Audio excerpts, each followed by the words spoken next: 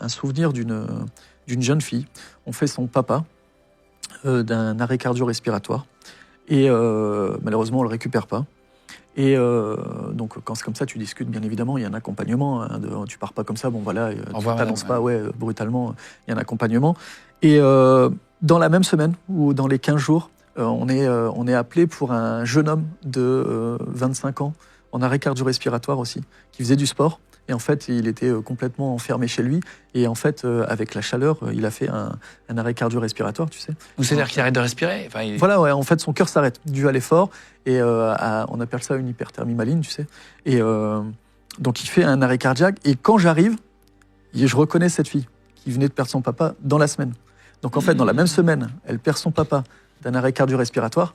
Et son mari, qui était en train de faire du sport à l'étage, boum, fait un arrêt cardio-respiratoire. Et quand j'arrive, nos regards se croisent et on se reconnaît tout de suite, tu sais. Et donc voilà, lui, par chance, on le récupère, son mari. Et quelques jours après, je ressors du centre hospitalier et elle est en train de fumer avec sa maman. Et du coup, forcément, le dialogue se crée parce que forcément, on s'est reconnu sur l'intervention. Et elle sait que c'est moi qui ai intervenu et sur son papa et sur son mari. Donc oui, forcément, on a échangé. C'est l'une des seules fois où j'ai vraiment eu un contact.